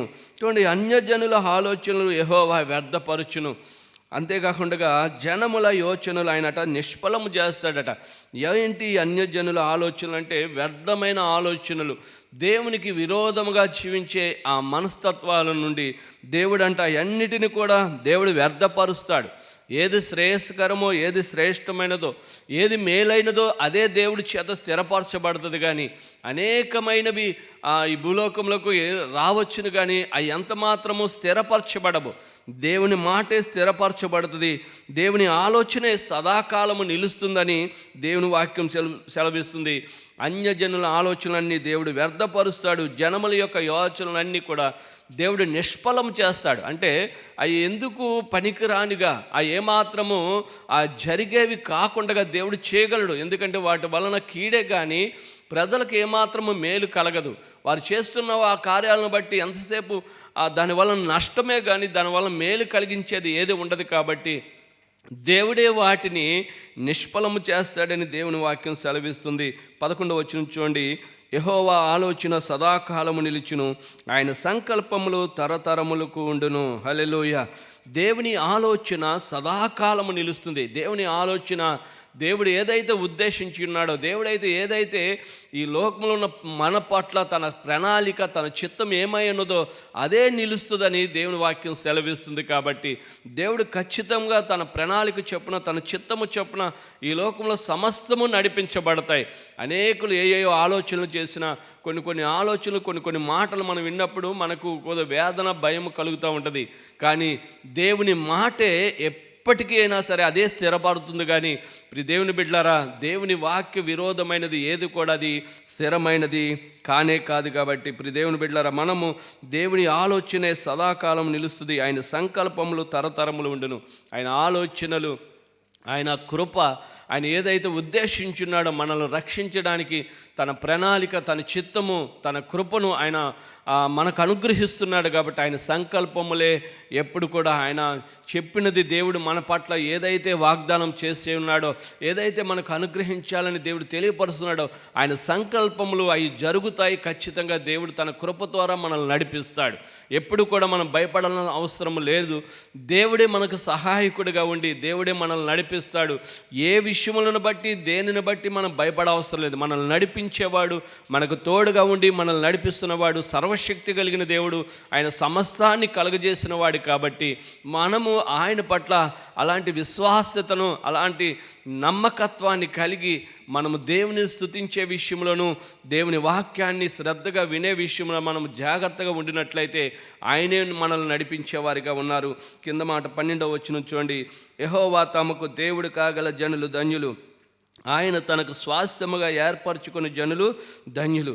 యెహోవా తమకు దేవుడు కాగల జనులు ధన్యులు. ఎవరైతే ఆ జీవము కలిగిన దేవుని కలిగి ఉన్న ప్రజలు ఉన్నారో వారే ధన్యులు. ఎవరైతే సజీవుడు, సర్వశక్తి కలిగిన దేవుడైన, మన కొరకు ప్రాణమిచ్చి రక్తము కార్చిన ఆ సజీవుడైన దేవుని కలిగి ఉన్నారో వారే ధన్యులని. అంతేకాకుండా దేవుడు మనలను స్వాస్థ్యముగా ఏర్పరచుకున్నాడు. ఈరోజు మనము దేవుని స్వాస్థ్యము, తన విలువైన తన రక్తాన్ని మన కొరకు చిందించి తన బిడ్డలుగా, తన స్వాస్థ్యముగా మనల్ని ఏర్పరచుకున్నారు. ఈరోజు మనము ఆయన కుమారులుగా, ఆయన కుమార్తెలుగా మనం స్వీకరించబడ్డాం. ఈరోజు మనకు పాపాన్ని మన మీద అధికారం లేకుండా, ఏ శాపాలు మన మీద ఎలాంటి అధికారము లేకుండా దేవుడు మనకి విడుదలను కలుగజేశాడు. ఇప్పుడు మనల్ని దేవుడు తెలియపరుస్తున్న మాట, మనము ధన్యులమని దేవుని వాక్యం సెలవిస్తుంది. ఎంతవంటి ధన్యకరమైన గొప్ప జీవితాన్ని దేవుడు మనకు అనుగ్రహించినందుకు మనం ఎంతగానో ధన్యులము. హల్లెలూయా. కొన్ని మాటలు మనము శ్రద్ధతో జ్ఞానం చేద్దాం. చూడండి, మత్తయి సువార్త 6వ అధ్యాయము 31వ వచనం. మత్తయి సువార్త 6వ అధ్యాయము 31వ వచనం. కాబట్టి ఏమి తిందుమో, ఏమి త్రాగుదమో, ఏమి ధరించుకుందామని చింతింపకుడి, అన్యజనులు వీటన్నిటి విషయమై విచారింతురు. ఇవన్నీ మీకు కావాలని మీ పరలోకపు తండ్రికి తెలియను. కాబట్టి మీరు ఆయన రాజ్యమును నీతిని మొదట వెదకుడి, అప్పుడు అన్నీ మీకు అనుగ్రహింపబడును. హల్లెలూయా. కాబట్టి ప్రియ దేవుని బిడ్డలారా, చూడండి, ఆయన బిడ్డలుగా, ఆయన స్వాస్థ్యముగా ఏర్పరచబడిన మన కొరకు దేవుడు తెలియపరుస్తున్న మాట ఏంటంటే, మనము ఏమి తిందుమా, ఏమి త్రాగుదమా, ఏమి ధరించుకుందామా అని మనం చింతించాల్సిన అవసరం లేదట. అన్యజనులు వీటిని గురించి, అంటే దేవునికి తన స్వాస్థ్యముగా ఏర్పాటు చేసుకోలేని జనులు ఆ విషయాల గురించి విచారణ చేయాలి, వాటి విషయంలో వారి శ్రద్ధ నిలుపుకోవాలి. మన కొరకు తన ప్రాణమే ఇచ్చిన దేవుడు మనకి ఏది కొదువ చేయడు. ఆయన మనల్ని పిలిచిన వాడు నమ్మదగిన వాడు. కాబట్టి తన బిడ్డల కొరకు ఆయన ఏమైతే సిద్ధపరిచి ఉన్నాడో అవి మన కంటికి కనబడవు, చెవికి వినబడు, అవి మన హృదయానికి కూడా గోచరము కాలేదట. అలాంటి గొప్ప గొప్ప వాటిని మనకు దయచేటుకు దేవుడు అటన్నిటిని సిద్ధపరిచి ఉంచాడు. కాబట్టి మనము ఏటి మీద దృష్టి ఉంచాలంటే ఈ వస్త్రముల మీదో, ఆహారం మీదో, వీటి మీద కాదు మనం దృష్టి నిలిపేది. దేని గురించి అంటే, దేవుని మన దేహమును గురించి చింతముకుడు, ఆహారం గురించి మీరు చింతముకుడు. దేని గురించి అంటే, ఆయన నీతిని, ఆయన రాజ్యమును వెతికే విషయంలో మనము ఆసక్తి కలిగేవారిగా మనం ఉండాలట. హల్లెలూయా. దేని విషయంలో మనం ఆసక్తి కలిగి ఉండాలంటే, ఆయన నీతిని, ఆయన రాజ్యాన్ని వెతికే విషయంలో. ఇవన్నీ మనకు కావాలని దేవుడికి తెలుసు. దేవుడు మనం పోషిస్తాడు. ఏ సమయానికి ఏ ప్రాణికి ఏది అవసరమో ఆయన ఎరిగినవాడు. కాబట్టి మనకి ఏమి కావాల్సో తెలుసు. కానీ ఆయన బిడ్డలుగా జీవిస్తున్న మనము ఏటి మీద శ్రద్ధ ఉంచాలి, ఏ విషయాల మీద మనం ఆసక్తి చూపించాలంటే, ఆయన నీతిని, ఆయన రాజ్యమును మనం వెతకాలి. ఆయన నీతిని మన జీవితంలో స్థిరమైనదిగా ఉంచాలి. కొన్ని సందర్భాల్లోనో, కొన్ని రోజులలోనో కాదు. దేవుడిచ్చిన ఆ నీతిని పాపాత్ములుగా, దుష్టులుగా ఉన్న మనకు దేవుడు ఒక అమూల్యమైన కృపనిచ్చి, ఒక అమూల్యమైన నీతి వస్త్రాన్ని మనకు ధరింపజేశాడు. ఈ నీతిని మన జీవితంలో ఎలా ఉంచాలంటే, అది స్థిరమైనదిగా ఎల్లప్పుడూ మన జీవితంలో మనం చూడగానే ఆ నీతి కనబడేట్లుగా మనం బ్రతుకున్నట్లుగా ఆయన నీతిని, ఆయన రాజ్యమును దేవుడు వెదకమని దేవుడు సెలవిస్తున్నాడు. కాబట్టి ఆ రెండింటిని పట్ల మనం శ్రద్ధ వహిస్తే దేవుడు మనకి ఏమి కావాలో అన్నిటిని కూడా దేవుడు అనుగ్రహిస్తాడని దేవుని వాక్యం సెలవిస్తుంది. కాబట్టి ప్రియ దేవుని బిడ్డలారా, ఏ విషయాల్లో మనము శ్రద్ధ వహించాలి? ఈ నూతన సంవత్సరంలో కొద్ది దినాలు ఆల్రెడీ మనం జీవితంలో గడిచిపోయి, మనం ఇంకా కూడా మన జీవితంలో పట్ల ఏ విషయాల్లో మనము శ్రద్ధ వహిస్తున్నామో మనల్ని మనం పరిశీలన చేసుకోవాలి. దేవుని వాక్యము సెలవిచ్చినట్లుగా ఆయన నీతిని, ఆయన రాజ్యమును వెతికేవారిగా మనం ఉండినట్లయితే దేవుడు మనకు సహాయకుడిగా, మనకు తోడుగా ఉంటాడు. దేవుని సంకల్పం ఏంటి, దేవుని ఆలోచన ఏంటి, మన పట్ల దేవుని చిత్తం ఏమై ఉన్నదో మనము గ్రహించుకునేవారుగా, దేవుడు ఏ మాటలైతే చెప్తున్నాడో ఆ మాటల ప్రకారం మనం బ్రతికే మనసు మనము కలిగి ఉండాలి. ఆయన నీతిని, ఆయన రాజ్యమును మనం వెతికేవారిగా ఉండాలి. చూడండి, ఆమోసు గ్రంథము 5వ అధ్యాయము 24వ వచనం నుండి కొన్ని మాటలు చూద్దాం. ఆమోసు గ్రంథము 5వ అధ్యాయము 24వ వచనం. నీళ్లు పారినట్లుగా న్యాయమును జరగనీయుడి, గొప్ప ప్రవాహము వలె నీతిని ప్రవహింపజేయనీయుడి. చూడండి, దేవుడు తన వాక్యం ద్వారా తెలియపరుస్తున్నమాట. ఆనాడు ఆమోసు అనే ప్రవక్త ద్వారా అక్కడున్న ఇశ్రాయేలు ప్రజలకు తెలియపరుస్తున్న మాట ఏంటంటే, నీళ్లు పారునట్లుగా న్యాయము జరగనివ్వాలట, గొప్ప ప్రవాహము వలె నీతిని ప్రవహింపనీయాలి. ఈ రెండు విషయాలు తన ప్రజలమైన మనము, తన బిడ్డలుగా పిలవబడిన మనము ఏం చేయాలంటే న్యాయాన్ని జరిగించేవారిగా ఉండాలి. అంతేకాకుండా ఈ నీతిని ప్రవహింపజేసే నీతి వారిగా ఉండాలి. చూడండి, ఒక నది ప్రవాహం వల్ల ఎలా వెళ్తుందంటే అది చాలా నిమ్మలముగా వెళ్ళదు. మన చుట్టుపక్కల చూస్తే కొన్ని నదులు కనబడుతుంటాయి. ఆ నదులు చాలా వరివడిగా, చాలా ప్రవాహముగా వెళ్తూ ఉంటాయి. అలాగే న్యాయము విషయంలో కానీ, నీతి విషయంలో కానీ మన జీవితంలో మనం ఆ నీతిని, న్యాయాన్ని ఆ విధంగా జరగనివ్వడానికి మనల్ని మనం అలాంటి సిద్ధపరచుకోవాలి.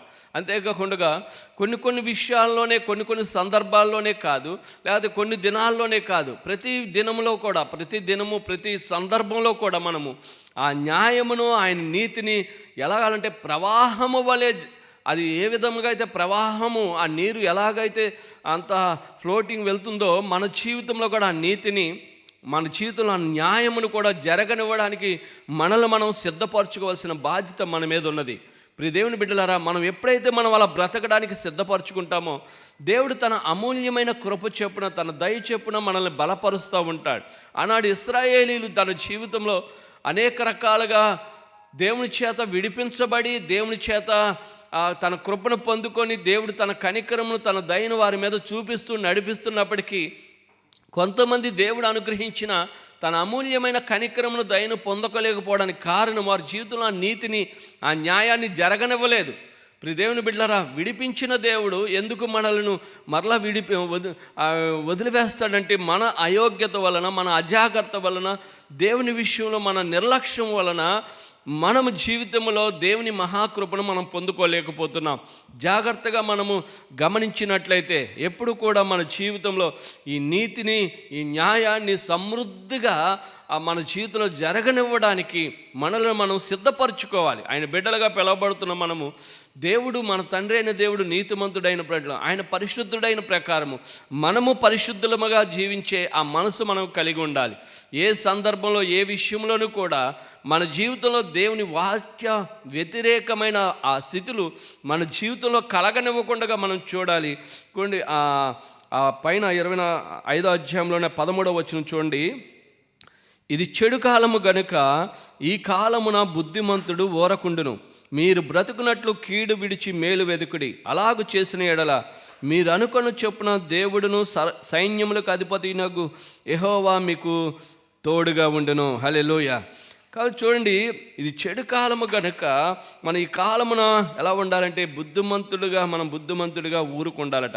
మీరు బ్రతుకున్నట్లుగా కీడు విడిచి మేలును వెతకాలి. కీడు అనేది మనం ఎవరికి ఆ కీడును చేయకూడదు. అంతేకాకుండా మన కీడు చేసేవారికి మనం ఏం చేయాలంటే వారికి మేలు చేసే మనసే కలిగి ఉండాలి. మనకు నష్టాన్ని కలిగించాలన్నా, మనల్ని బాధ పెట్టాలని చూసిన వారికైనా సరే, ప్రియ దేవుని బిడ్డలారా, దేవుడు తెలియపరుస్తున్నట్లుగా మనం మాత్రం మన యొద్ద నుండి ఏమి వారికి ప్రతిఫలముగా వెళ్ళాలంటే మేలే తిరిగి వారికి వెళ్ళాలి. కానీ మనం ఏమాత్రము మన యొద్ద నుండి వారికి కీడు వెళ్ళే స్థితి కలిగి ఉండకూడదు.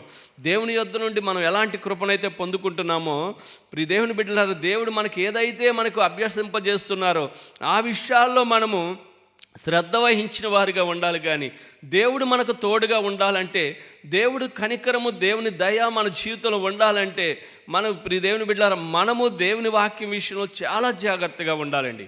అంతేగాని దేవుని వాక్య విషయంలో మనం నిర్లక్ష్యంగా ఉండకూడదు. మనం ఏం చేయాలంటే కీడును విడిచి మేలును వెతకాలి. అలా చేస్తే దేవుడంట మనకి ఎప్పుడు కూడా తోడుగా ఉంటాడు. దేవుడు మనకు సహాయకుడిగా ఉంటాడు. అంతేకాకుండా కింద మాట చూడండి, కీడును ద్వేషించి మేలును ప్రేమించుచు గుమ్మములలో న్యాయమును స్థిరపరచుడి. మనం ఏం చేయాలంటే కీడును విడిచి మేలును మనం చేస్తూ మన గుమ్మాల్లో అంట న్యాయమే స్థిరపరచాలంట. అంటే మన యొద్ద నుండి బయటికి వెళ్ళేది ఎలా ఉండాలంటే న్యాయమే రావాలి. కానీ ఏమాత్రము అన్యాయమైనది మనం ఏమాత్రము ప్రేమించకూడదు. కీడును ఏమాత్రము కూడా మనము ప్రేమించకూడదు. ఎవరికో అది కలగాలని మనం ఇష్టపడకూడదు. మన యొద్ద నుండి ఎప్పుడు దేవుని యొక్క నీతి, న్యాయమే మన యొద్ద నుండి బయలు వెళ్ళాలి. కానీ ప్రియ దేవుని బిడ్డలారా, అన్యాయమైనది, కీడు అయినది మన జీవితంలో రాకుండా ఉన్నట్లయితే, మనం ఎప్పుడైతే వీటిని మనము ప్రేమిస్తామో, దేవుని నీతిని, ప్రియ దేవుని బిడ్డలారా, దేవుని యొక్క ఆ న్యాయమును మనం ప్రేమించేవారుగా మనం ఎప్పుడైతే ఉంటామో, సైన్యములకు అధిపతి అయిన ఆ సర్వశక్తి కలిగిన దేవుడు మనకు తోడుగా ఉండి మనలను, ఈ లోకంలో మనల్ని ఆయన నడిపిస్తూ ఉంటాడు. ఆయన మనకు సహాయకుడుగా నడిపిస్తాడు. ఆయన కార్యాలన్నీ మన జీవితంలో జరిగినట్లుగా ఆయన తన కృపను మన పట్ల వెల్లడి చేస్తూ ఉంటారు. కాబట్టి ఏనాడు కూడా మన జీవితంలో దేవుని వాక్య విరోధమైనవి మన జీవితంలో జరగకూడదు. చూడండి, 1 పేతురు పత్రిక 3వ అధ్యాయము 9వ వచనము ఒక మాట ఉంది, చూద్దాం.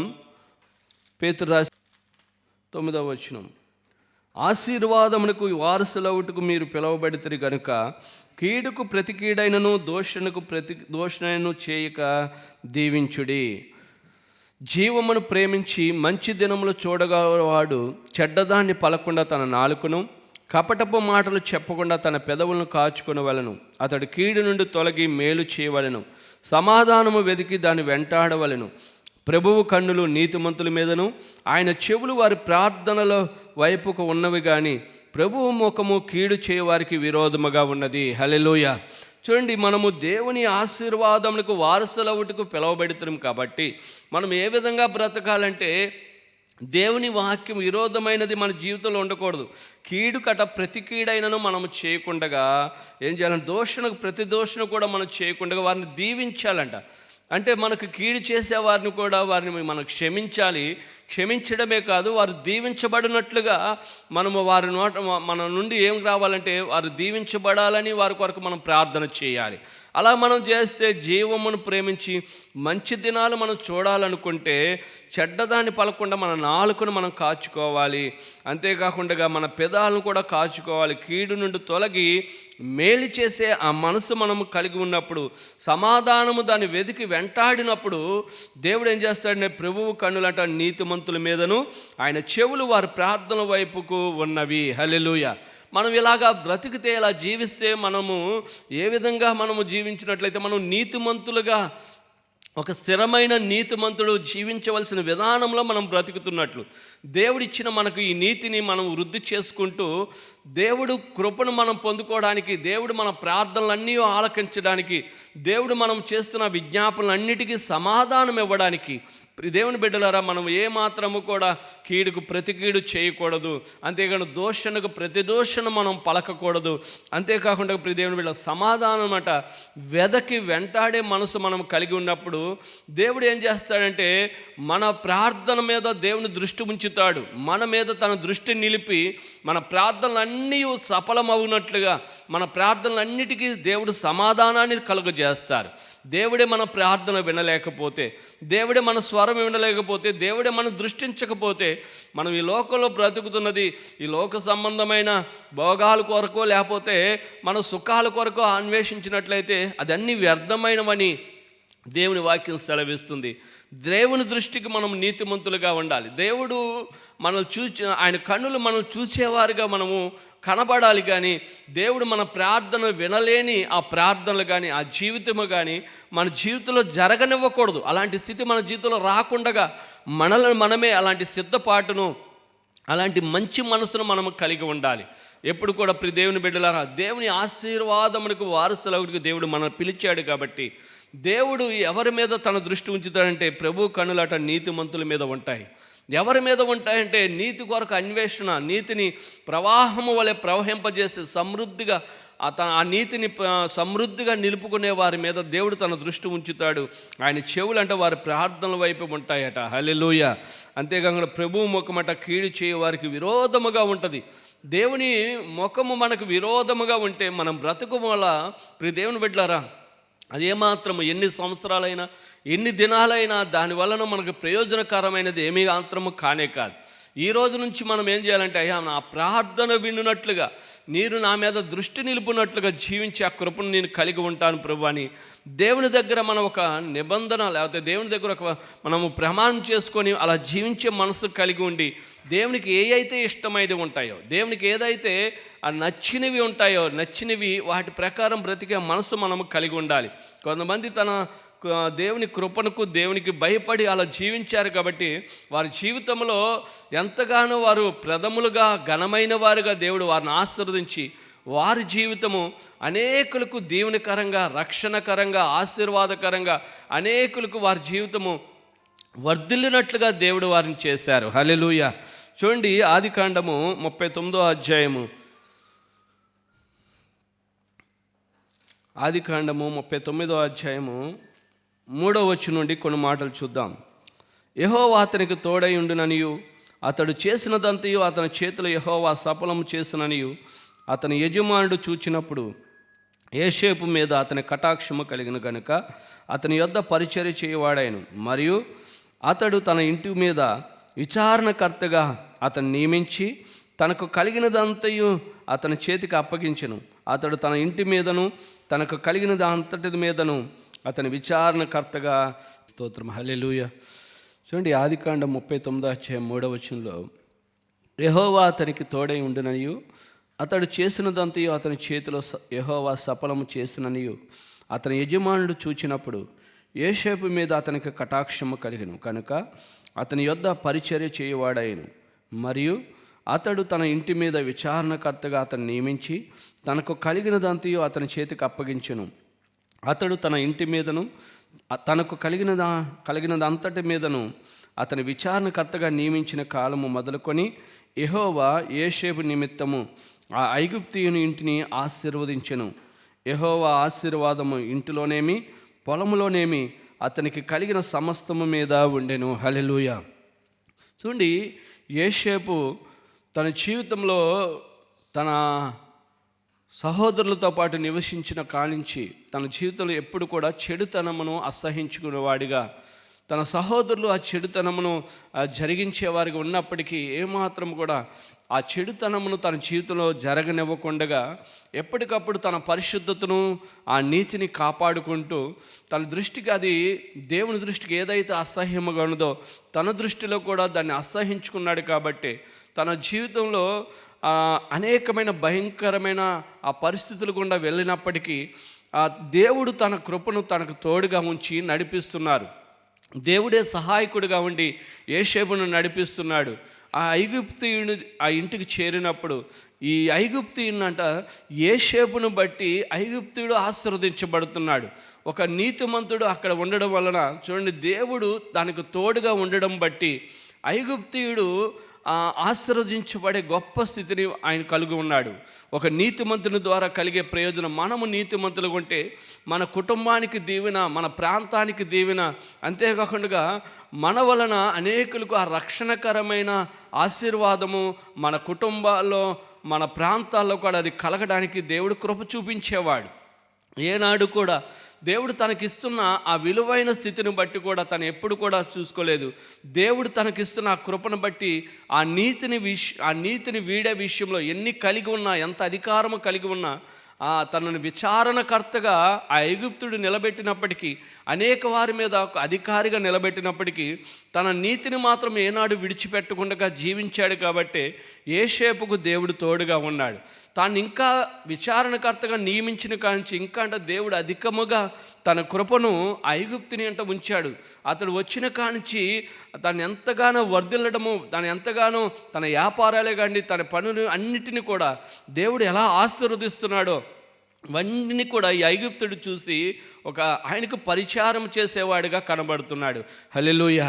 కాబట్టి ప్రియ దేవుని బిడ్డలారా, ఈ నీతిని ఎప్పుడు కూడా విడిచిపెట్టగా తనకు కొన్ని ఆటంకం వచ్చినప్పటికీ ఆ నీతిని విడిచిపెట్టే ఆ స్థితి తనకు అంత గొప్ప స్థానము కలిగినప్పటికీ కూడా దేవుని మీదే తన దృష్టి నిలిపి ఉన్నాడు. కాబట్టి ఆ నీతిని తప్పించి ఆ పరిస్థితులు తనకు ఎదురుగుండగా వచ్చి తన జీవితాన్ని పతనము చేయడానికి దుష్టుడు మరి ఆ యజమాని యొక్క భార్య తనను ఆ దుష్టత్వంలోకి మళ్లించడానికి ఎంతగానో అతని ఆకర్షింపజేసే స్థితిలో ఉన్నప్పటికీ కూడా యోసేపు మాత్రము దేవుని ఎదుట నేను ఇలాంటి దుష్కార్యము నేను ఎట్లు చేయదును అని దేవుని బిడ్డలు ఎంతగా దేవునికి భయపడి ఎంతగా దేవుని మాటకు లోబడే వ్యక్తిగా కనబడుతున్నాడో చూడండి.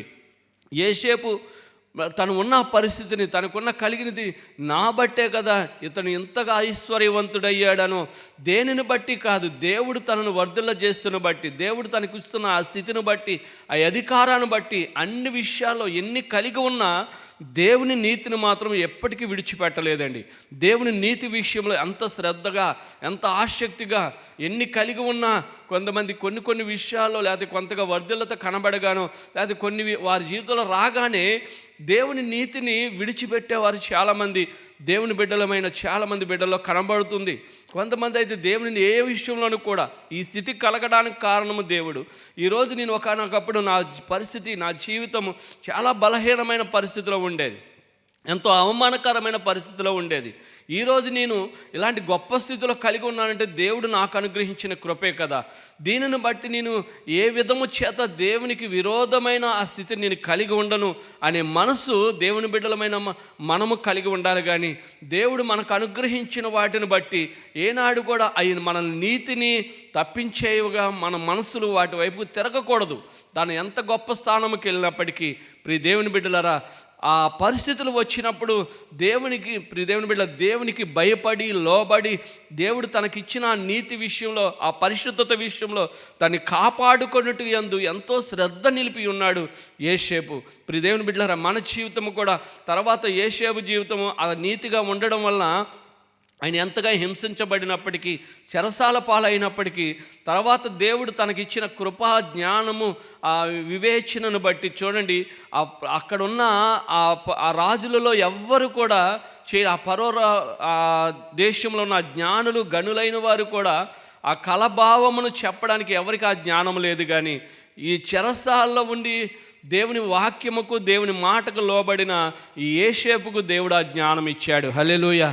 దేవుని నీతిని మనం ప్రేమించడం వల్ల దేవుడిచ్చే ఆ జ్ఞానము, దేవుడిచ్చే ఆ పరిజ్ఞానము, ఆ వివేచన ఎంతో గొప్పగా ఉంటాయి. దేవుడి ద్వారా మనం పొందుకున్నవి అవి ఎంతో ఘనమైనవిగా ఉంటాయి. కానీ మనం అన్యాయముగాను అనీతిగాను మనము ప్రవర్తించి జీవించి మనం పొందుకున్నవి మన జీవితానికి అవి పతనాన్ని తీసుకొస్తాయి. కానీ మన జీవితానికి అవి మేలును కానీ ఎంత మాత్రం మనకు ఆశీర్వాదం ఏమాత్రము తీసుకొని రానేరవు. కాబట్టి ప్రియ దేవుని బిడ్డలారా, తర్వాత మనం చూసాం, తర్వాత యోసేపును దేవుడు ఎంతగా వర్ధల చేశాడు. తను ఎవరైతే విసర్జించి అసహించుకొని తను చంపుదామనుకున్న తన సహోదరులకే ఈరోజు ఆహారాన్ని ఇచ్చే వ్యక్తిగా దేవుడు ఆ యోసేపు జీవితాన్ని వర్ధల చేశాడు. అంతేకాకుండా అక్కడ ఉన్న అనేక మంది ప్రజలకు ఆ ఆహారాన్ని తన ద్వారా అనుగ్రహించడానికి దేవుడు కృప చూపించాడు. మన జీవితంలో ప్రియ దేవుని బిడ్డలారా, మనము నీతిమంతులుగా ఉంటే మన జీవితం ద్వారా అనేకులకు వేదనలో ఉన్నవారికి, లేకపోతే రక్షణ లేని వారికి, శాపగ్రస్తమైన వారికి, ఆ పాపంలో మునిగి తేలుగుతున్న వారికి మన జీవితాలు రక్షణకరంగా, అనేక మంది జీవితాలకు మనం ఆశీర్వాదకరంగా దేవుడు యోసేపును నిలబడినట్లుగానే మనలను కూడా దేవుడు నిలబెడతాడు. మనం ఎప్పుడు కూడా నీతిని మనము ప్రేమించేవారిగా ఉండాలి. కానీ కీడుని కానీ దేవుని బిడ్డలారా ఏమాత్రము మనం జరగనింపవారిగా మనము ఉండాలి. ఎప్పుడైతే మనం జీవిస్తామో దేవుని కృపకు మనము అర్హులమవుతాం. ఆఖరిగా ఒక చిన్న మాట చెప్పి నేను ముగిస్తాను. దానియేలు గ్రంథము 1వ అధ్యాయము 8వ వచనం. రాజు భుజించు భోజనము పానము చేయు ద్రాక్షారసమును పుచ్చుకొని తను అపవిత్రపరచుకొనకూడదని దానియేలు ఉద్దేశించి తాను అపవిత్రుడు కాకుండానట్లు వాటిని పుచ్చుకొనకుండగా సెలవిమ్మని నపుంసకుల అధిపతిని వేడుకొనగా. హల్లెలూయా. చూడండి, ఈ దానియేలు, షద్రక్, మేషక్, అబేద్నెగో ఈ నలుగురు యవనస్తులు, ఇంకా అనేక మంది యూదులు చెరపట్టబడి దేవుని బిడ్డలారా ఆ బబులోను దేశము వచ్చినప్పుడు కొంతమంది రాజు ఆ కుటుంబంలోంచి, రాజు వంశంలోంచి కొంత లోపం లేని ఆ యవనస్తులని ఆ రాజు పిలవబడమన్నప్పుడు కొంతమంది ఈ బిడ్డలు వచ్చే దానియేలు వీరందరూ చేర్చబడ్డారు. రాజు భుజించే ఆహారము తనకు ఆహారంగా వస్తున్నప్పటికీ అది అపవిత్రము, లేకపోతే దాని వలన మనం అపవిత్రం అయిపోతామని గ్రహించి ఈ దానియేలు చెప్తున్న మాట ఏంటంటే, దేవుని తనను తాను అపవిత్రపరచుకుంటున్నట్లుగా తనకి ఎవరైతే ఆహారాన్ని సిద్ధపరుస్తారో ఆ నపుంసకుల అధిపతి దగ్గరికి వెళ్ళి వేడుకుంటున్నాడు. అయ్యా, మేము ఈ ఆహారము తినడం వలన మేము అపవిత్రం అయిపోతాం, మాకు ఈ ఆహారం వద్దు, మాకు ధాన్యాదులను ఆ నీరును మాత్రమే ఇవ్వండి అని బ్రతిములాడుకొని ఆ గొప్ప స్థితిలో ప్రియదేవుని బిడ్డలారా దానియేలు కనబడుతున్నాడు. మనం ప్రియదేవుని బిడ్డలారా తాను అలా జీవించాడు కాబట్టి ఒక గొప్ప విలువైన ఉన్నతమైన స్థానంలోనికి దానియేలును వర్ధల చేశాడు. మంచి గొప్ప స్థితిని దేవుడు దానియేలుకు అనుగ్రహించాడు. ప్రియదేవుని బిడ్డలారా మన జీవితంలో కూడా ఆ దేవాతి దేవుని యొక్క కృపకు మనము దేని వలన మనం అపవిత్రమైపోతున్నామో, మనం సేవించే విషయంలో, మనం మాట్లాడే విషయంలో, మనం చూసే విషయంలో దేని వలన మనం అపవిత్రమైపోతున్నామో ఆ భయము మనలో ఉండినట్లయితే తర్వాత దానియేలు గురించి మనం చూస్తే తన యొక్క ఆశ, తను ఎంతో దేవుడు తన కృపనిచ్చి ఎంతో గొప్ప ప్రధానమంత్రుడిగా చేశాడు. తన ప్రార్థనలోను కానీ తన నీతిలో కానీ తను ఎప్పుడు కూడా అపవిత్రుడు కాకుండానట్లుగా జీవించాడు. కాబట్టి దానియేలును గొప్పగా దేవుడు వర్ధల చేసి, అంతేకాకుండా ఆ బానిసత్వంలో ఉండిపోయిన, ఆ బబులోను దేశంలో నిలిగిపోయిన వారందరి విషయంలో ఉపవాసం ఉండి ప్రార్థన చేసి వారందరినీ విడిపించుకునే గొప్ప స్థితిలో దానియేలు గారు కనబడుతున్నారు. దేవుని బిడ్డలారా, దేవుడు వారికి అంత గొప్ప ఆధిక్యతలు, వారు మనలాంటి సామాన్యమైన వారే, కానీ వారి జీవితంలో అలాంటి ఘనమైన కార్యాలు వారు పొందుకోవడానికి కారణము వారి నీతిని, వారి పరిశుద్ధతను, ఆ మేలు విషయంలో వారు శ్రద్ధ వహించారు. కాబట్టి వారి జీవితంలో ఆ ఘనమైన స్థితిని దేవుడు వారికి అనుగ్రహించాడు. వారు జీవించిన జీవితం చాలా ఘనమైనది. అంతేకాకుండా అనేకులకు రక్షణకరంగా, మేలుకరంగా, ఆశీర్వాదకరంగా దేవుడు వారిని జీవించాడు. మనం కూడా అలాగ నీతిని ప్రేమించేవారుగా, నీతిని, న్యాయాన్ని జరిగించేవారుగా మనం జీవించినట్లయితే ఆ యోసేపు జీవితంలో, ఆ దానియేలు జీవితంలో జరిగించినట్లుగానే తన కృప ద్వారా మనల్ని బలపరుస్తాడు. ఆయన కన్నులు ఎవరి మీద ఉంటాయంటే నీతిమంతుల మీద ఉంటాయి. ఆయన దృష్టి, ఆయన ప్రార్థనలు, ఎవరి ప్రార్థనల మీద ఆయన దృష్టి, ఆయన చెవులు ఉంటాయంటే నీతిమంతులు చేసే ప్రార్థనల వైపు ఆయన కన్నులు, ఆయన దృష్టి ఉంటుంది. కాబట్టి మన జీవితంలో మనము అలాగ జీవించి అటువంటి కృపను మనం పొందుకుందాం. ఏనాడు కూడా దుష్టుడు ఆకర్షణలకు, ఈ లోకము దినములు చెడ్డవి, భయంకరమైనవి. కాబట్టి వీటన్నిటికీ మనం ఆకర్షింపబడకుండా మనము పవిత్రపరచుకోవాలి. దానియేలు వలె, యోసేపు వలె మనం అపవిత్రము కాకుండానట్లుగా మనం జాగ్రత్తగా చూసుకున్నట్లయితే దేవుడు తన కృపా బాహుల్యముతో, తన కనికరముతో, తన దయతో మనల్ని నడిపిస్తాడు. మనం చేసిన ప్రతి పనికి దేవుడు గొప్ప ప్రతిఫలం ఇస్తాడు. కాబట్టి మనం జాగ్రత్తగా మనం ఈ నూతన సంవత్సరం ముందుకు కొనసాగుదాం. తన కృపా కనికరముతో మనం నింపబడదాం. దేవునిలో మనం ఫలిస్తూ ఆశీర్వదించబడదాం. చిన్న ప్రార్థన చేసుకుందాం. అందరు తల ఉంచి కళ్ళు మూసుకున్నట్లయితే మనం ప్రార్థించుకుందాం. ఇంతవరకు మనం ఆయన మాటలను మనం ఆలకించున్నాం. ప్రియ సహోదరి, సహోదరుడా, దేవుని కృప విలువైనది, దేవుని సన్నిధి విలువైనది. దేవుని స్తుతించుట, దేవుని ఘనపరచుట, అది ఎంతో మన జీవితానికి ఘనమైనదిగా ఉండాలి. దేవుడే సమస్తాన్ని కలుగజేశాడు. సమస్తాన్ని, సర్వసమూహాన్ని, లోకమంతా ఆయన కృప చేత నింపబడి ఉన్నది. ఆయన ఉనికి చెప్పున నడిపించబడుచున్నది. ఆయన ఆలోచనలే సదాకాలము నిలుస్తాయి. ఆయన కలిగి ఉన్న మనమే ధన్యులము, ఆయన చేత ఏర్పరచబడిన మనమే ధన్యులమని దేవుని వాక్యం సెలవిస్తుంది. ఎంత కృప, ఎంత కనికరము! ఈ లోకంలో ఎవరు ధన్యులు అంటే ఆయన బిడ్డలుగా పిలువబడి ఆయన చేత ఏర్పరచబడిన మనమే ధన్యులము. ఇలాంటి విలువైన స్థితిని, ఆ గొప్ప స్థానాన్ని మనం పొందుకున్న మన జీవితంలో ఎంతో ధన్యకరమైనవి.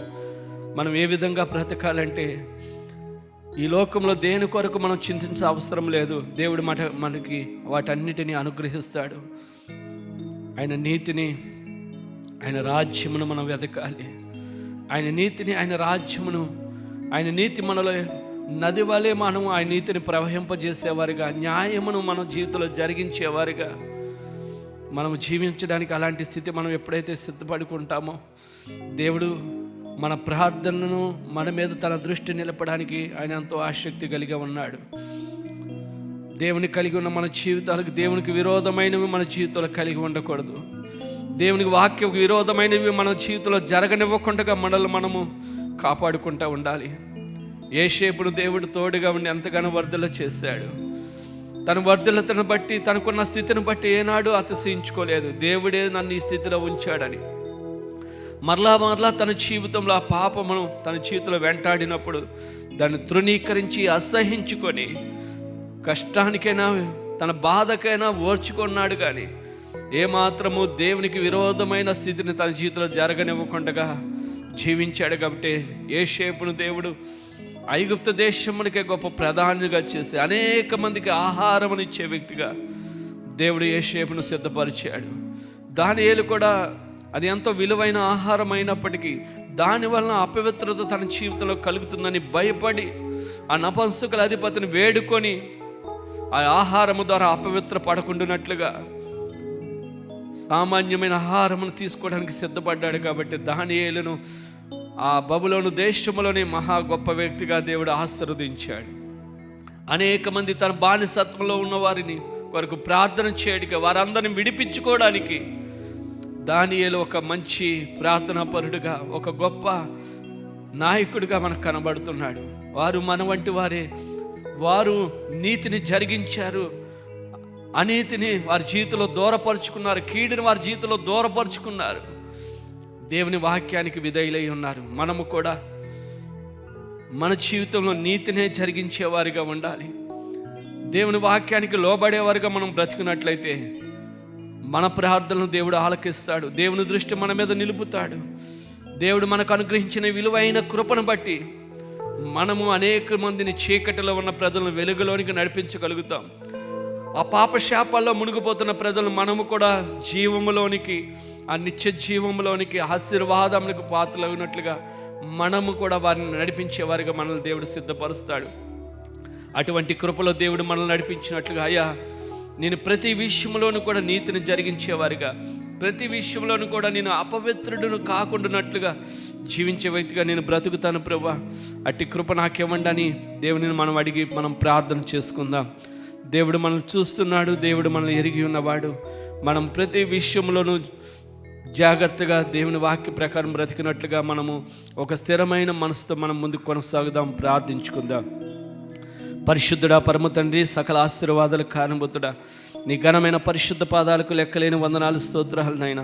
ఇగో ఈ ప్రత్యేకమైన కూడిక ద్వారా మమ్మల్ని అందరినీ నీ సన్నిధానంలో, అలాగే ఈ లైవ్ కార్యక్రమంలో పాల్గొనడానికి మీరు మాకు అనుగ్రహించిన ఈ విలువైన భాగ్యాన్ని బట్టి నీకు స్తోత్రాలు చెల్లిస్తున్నామయ్యా. ప్రారంభించబడిన కూడికల పాటల ద్వారా మీరు మహిమ పొందారు. నీ విలువైన మాటల ద్వారా మమ్మల్ని ఎంతగానో బలపరిచావు నాయన. అవును తండ్రి, నీతే నిత్యము నిలుస్తుంది నాయన. అయ్యా నీ బిడ్డలుగా మేము నాయన తండ్రి జీవించడానికి ఎలాంటి అర్హత లేని వారమే అయినప్పటికీ నీ అమూల్యమైన కృప చొప్పున, నీ ఏర్పాటు చొప్పున మమ్మల్ని పిలుచుకున్నాం. అయ్యా ప్రభా, పిలవబడిన ఏర్పాటు చేయబడిన మేము ఏ విధంగా బ్రతికితే నాయన నీ కృపను, నీ దయను, నీ కనికరమాన్ని మేము పొందుకోగలుగుతామో ఇంతవరకు మాకు తెలియపరిచావు ప్రభా. మేము ఆ విధముగా జీవించి ఆ నీతిని అయ్యా ప్రేమించేవారుగా, అయ్యా ప్రభా న్యాయాన్ని ప్రేమించేవారుగా, ఆనాడు యోసేపు దానియేలు జీవితంలో ఎలాంటి కృపను కలుగజేసావో, వాళ్ళకి ఎలాగ తోడుగా ఉండి వారిని వర్ధల చేసావో నాయన, మా జీవితంలో అటువంటి కృప ఈ కార్యక్రమాన్ని వీక్షిస్తున్న బిడ్డలకు, నీ సన్నిధికి వచ్చి నీ బిడ్డలందరికీ కూడా నాయన ఆ కృపను అనుగ్రహించమని, నీ కృపలో నీ దయలో అలా భయము కలిగి జీవించే ఆ భక్తిని మేము కొనసాగించే కృపను మాకు అందరికీ అనుగ్రహించమని, నీ కృపలో నీ దయలో మమ్మల్ని అందరినీ భద్రపరచమని, నీకే మహిమ ఘనత ప్రభావంలో ఆరోపిస్తున్నాం. మా నీ వాక్యం అంతటి మా హృదయంలో భద్రపరచుకోమని, ఈ చిన్న ప్రార్థనలు మీ పాదాల చెందుకు చేర్చుకోమని ప్రభువైన యేసుక్రీస్తు వారి దివ్యనామంలో ప్రార్థించి బతిమలాడి వేడుకుంటున్నాం తండ్రి, ఆమేన్. మన తండ్రి అయిన దేవుని ప్రేమ, రక్షకుడైన యేసుక్రీస్తు వారి కృప, పరిశుద్ధ ఆత్మదేవుని అన్యోన్య సహవాసము ఈ స్థలానికి కూడా వచ్చిన మనందరికీ, అలాగే ఈ కార్యక్రమాన్ని వీక్షిస్తున్న బిడ్డలందరికీ ఆయన కృప సదాకాలము తోడైండి కాపాడునుగాక, ఆమేన్. నా ప్రాణమా యెహోవాను సన్నిధించుము, నా అంతరమును సమస్తమైన పరిశుద్ధ నామమును సన్నిధించుము. నా ప్రాణమా యెహోవాను సన్నిధించుము, ఆయన చేస్తున్న ఉపకారములు దేనిని మరవకము. ఆమేన్, ఆమేన్. అందరికీ వందనాలండి.